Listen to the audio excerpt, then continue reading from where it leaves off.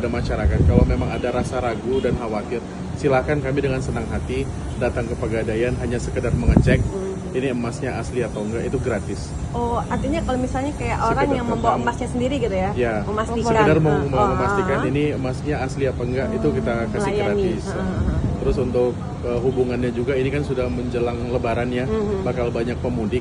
Jadi daripada merasa emasnya nggak aman di rumah, Dititipkan ya? mending dititipkan di Pegadaian. Jadi Pegadaian sekarang ada dititip saja. Nah, di Pegadaian bisa dititip kok. Itu ada biayanya atau? Biayanya sangat murah. Jadi per 500 gram itu kita biayanya hanya 100.000 per 500 gram. Bukan per hari ya artinya? Bukan per bulannya. Per bulan. Jadi hanya 100.000. Jadi rasanya sangat pas sambil menitipkan emas, sambil mengecek keaslian emasnya juga.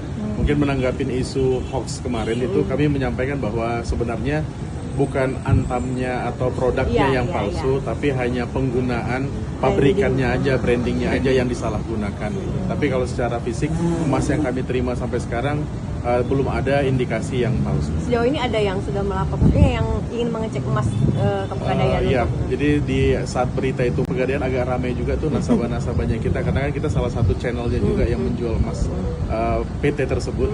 Tapi setelah kita cek semuanya, insya Allah nggak ada yang bermasalah. Jadi sudah bisa dikonfirmasi kepada nasabah-nasabah kita.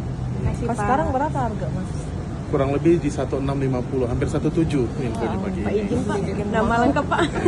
Dan kami yakin nanti baik di Palembang dengan kerjasama ini, dengan nanti Pegadaian bisa masuk ke literasi-literasi yang disampaikan oleh Pak Wali Kota, kita bisa masuk dan bisa meningkatkan kecerdasan finansial dari generasi muda di Kota Palembang. Kalau untuk persentase di Gadai sendiri itu sebenarnya meningkat atau gimana kalau secara umum?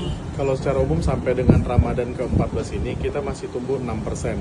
Untuk yang Gadai? Yang Gadai, artinya dari bulan lalu kita sudah tumbuh 6%. Jadi minat masyarakat untuk Gadai masih besar. Untuk cicil emas sendiri? Untuk cicil emas dibandingkan year on year-nya, tahun lalu kita sudah naik sampai 200%.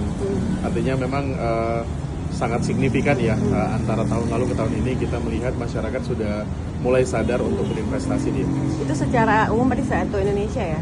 Di Kota Palembang aja 200%. Palembang 200% itu. Kalau secara nasional kita baru 130%.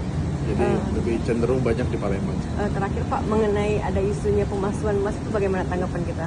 Nah, untuk memastikan di Pegadaian kalau memang kita juga menjual emas dengan ya, produk asli ya. Baik, jadi Pegadaian ini